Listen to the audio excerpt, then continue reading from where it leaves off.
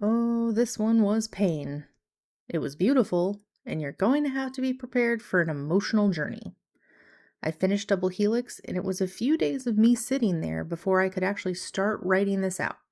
Not because I didn't know how I felt or didn't have strong feelings, because boy do I, but because I had to work towards a catharsis before I could actually talk about, explain, and defend this show. And yes, I'm defending the show. But I'm ready, fully knowing that a lot of you probably landed somewhere different than I did. We'll get there. So, quick reminder where we left off, because this one's been a journey. Pre-trial motions, I had 3 questions. Is the trailer cherry-picking the worst of Lu Feng? Or is he, in fact, wall-to-wall, red flag, black flag? Do we actually get a love to justify the toxicity that we're heading towards? Is it need or is it revenge? And given that this show has international distribution, am I actually going to get a committed, earned, happy ending that's not pulling any punches? After opening statements, 2 episodes in, I was cautiously convinced. I saw the love, Yi Chen was a real person, not just an object to be obsessed over, and underneath all of it, I found a deeper thread this show was leaning into, a real asymmetry. Lu Feng being a fighter, always defaulting to fight to keep what he has. Yi Chen leaning into just preserving what he can before it gets taken away. The fighter, the survivor. That dichotomy was really quite interesting, more so than just the external factors. And as I said, even with all the external obstacles removed, these two still needed to close the distance between them and overcome that asymmetry. So let's get into it and where we landed. Double Helix isn't one big obstacle. It's not family disapproves, they overcome it, roll credits. It's 3 distinct arcs. College, where they fall apart for the first time. A reunion where you think, okay, they're getting back together. Has anything actually changed? No, they tear themselves apart again. And then the marriage and post-marriage.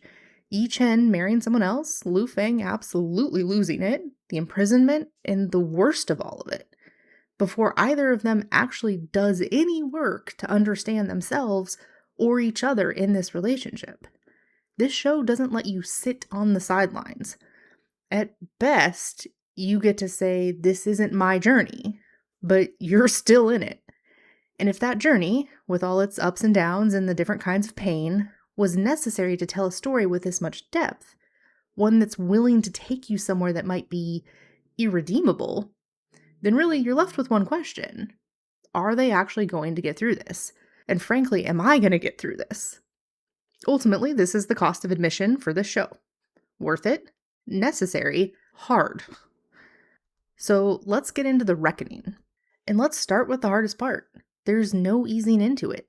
Lu Feng goes full on revenge mode. He imprisons Yi Chen. And the line that sticks out to me is, all these years while you were off having fun with someone else, there was someone who was waiting for you, and they were living like a dead man. This is hard to hear, and you believe it, and because of it, he absolutely went off the deep end. But it's not revenge or destruction for the sake of watching everything burn. It's a tantrum fueled by utter distress and wanting the person he loves to care about him at all. And he'll take the proof in any form he can possibly get. Mostly he does it by baiting him. At one point, having Yi Chen hold a pair of scissors to his own neck and saying more or less, the only way you're getting out of this is by killing me. There are knives in the kitchen, I'm not hiding those, go find them. Trying over and over just to get a reaction out of Yi Chen. Any reaction. Because that reaction is proof. Proof of love or caring. It's not Yi Chen running away. It's anything but Yi Chen running away. Does it make it okay? God, no. This was really hard to watch. He's imprisoned. At minimum, the nicest interpretation is dubious consent. The realistic interpretation is non-consent, assault, physical punishment. This is one of those moments the show had the freedom to pull back, and they didn't. And I'm glad that's the case. And the only thing that ultimately gets them out of this is Yi Chen almost dying. Because Yi Chen, finally, in a split-second decision, chooses Lu Feng and jumps in front of a bullet. Lu Feng gets the proof he wanted. And probably in the worst way possible. It snaps him out of his pain spiral, but it's the hardest way for both of them to get there, to the point where they know that they care about each other and might actually choose each other. They're just not going about any of this the right way. And then we get to collision part 2. After the bullet, after the recovery, with Lu Feng pleading with all the powers that be, he has that proof he needed. But they're not fully reconciled. They're healing physically and maybe a little emotionally, living alongside each other more or less, until Yi Chen's brother enters the picture, our favorite chaos gremlin. He jumps into protector mode and tries to take him away, to get him out of there. And in that moment, all Lu Feng has left is bargaining, because he's not going to revert to his old harmful ways. He just has pleading. Please don't leave me. I won't be in your sight. I won't bother you. Just don't leave me. It's broken, but it's not harmful and destructive. It's just pain. And then you get the 2 car rides, and I freaking love the 2 car rides. In the first car ride, Yi Chen doesn't give in. He does what he always did. He sees Lu Feng in the rearview mirror, running, distressed, broken, but he still stays in the car. He's surviving. He gets to the hotel, packs. Lu Feng catches up, and Yi Chen is still ready to keep leaving. Gets in the car, drives away for the second time. And it's only after that, after he's already made the decision once, that he finally breaks down, turns his own corner, turns back, goes to find Lu Feng. And I love that it doesn't happen in the first car ride, because that's the entire epitome of Yi Chen in this show. He never makes the choice for Lu Feng first. Even here, in what's supposed to be the moment that they come back together, the redemption arc, he makes it all the way through the first car ride before anything shifts, before he can start thinking of taking action. It's the second ride where he breaks down, turns around, starts actually learning how to bridge the gap. He doesn't magically arrive at the right choice from the get-go.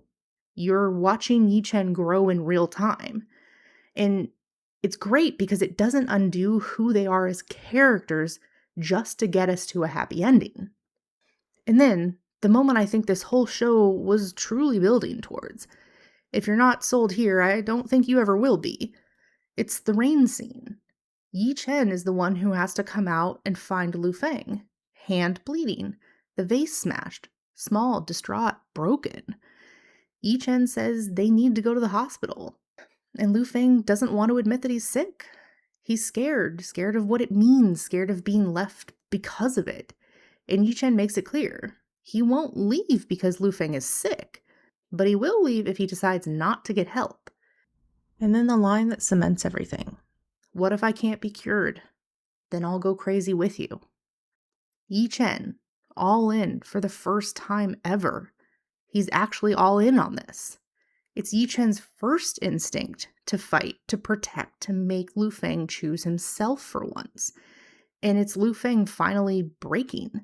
Not strong, not fighting the world, but forced to acknowledge himself in the relationship and choosing to survive for that relationship instead of fighting everyone around it. It's an inward perspective for once. That's what I love about this. The fighter, the survivor, Lu Feng has to survive, and Yi Chen has to fight. With him, for him. I don't think either of their instincts are ever fully going to leave their own corners, but they're learning what it takes to understand what the other person has been doing this whole time. They're learning to take on a small part of that. It's the gap they finally cross, and it's wonderful, and it's beautiful, and it's a terribly tragic scene, but it's really powerful and perfect. And does it commit? Yes, honestly, further than I was even expecting. This show had international distribution. The censorship excuse that a lot of BL gets to lean on just wasn't available here, and it used that freedom for better or worse. They didn't shroud the non-consent. They didn't soften the lashing out. The pain is allowed to actually be painful, not tidied up so it's easier to sit through. And the ending doesn't pull back either. These two get an earned, committed ending. No last-minute hedge, no cutting to black before you know where they land. Or, God forbid, deciding they can't be together. Because we all know that in a show like this, I need a happy ending. So, what am I left with after all of this? This show leaned all the way into its tropes. and somehow gave me a version of the revenge trope I can actually accept and enjoy. Not revenge as villainy. Revenge is the wrong tool used by someone who only had the wrong tools available, or thought they only had the wrong tools available.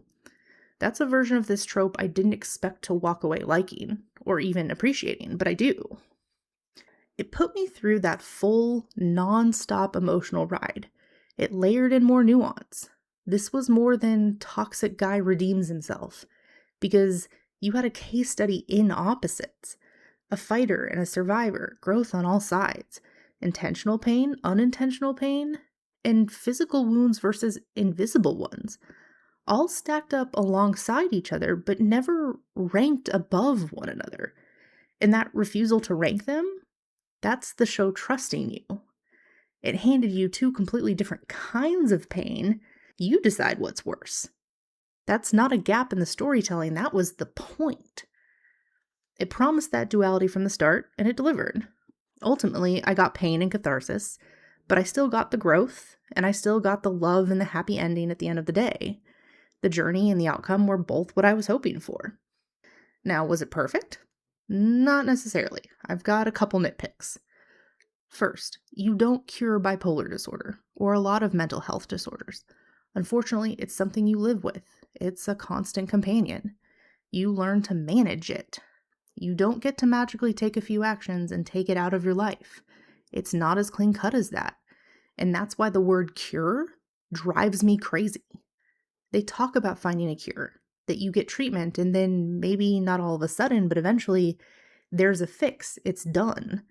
And I don't actually think this is fully intentional. Maybe it's just a poor language choice or a translation nuance, because the word itself they got wrong. But in some of the scenes, they didn't treat it like the ultimate end, or that it would be completely gone. The actions kind of got it right. In the vase scene, Lu Feng asks what if he can't be cured, and Yi Chen doesn't hand that word back to him. He just says, I'm going to stay.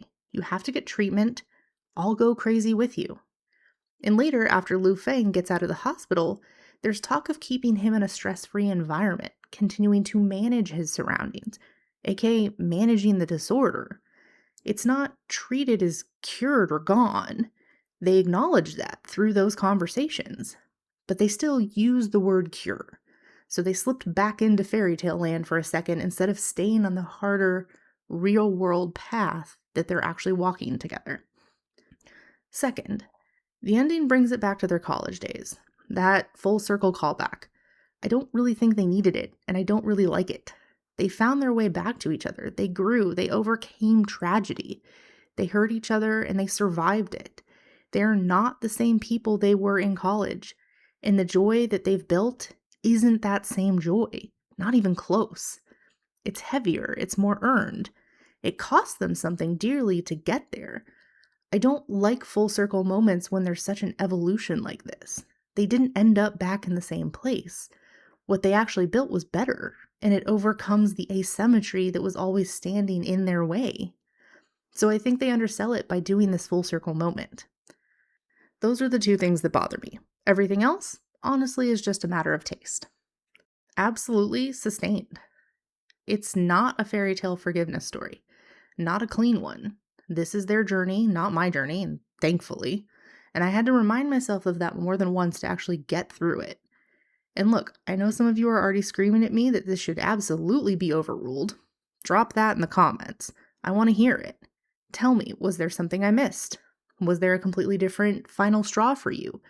Because I know I didn't even get to the fact that Lu Feng pushes Yi Chen's brother down a flight of stairs in this show.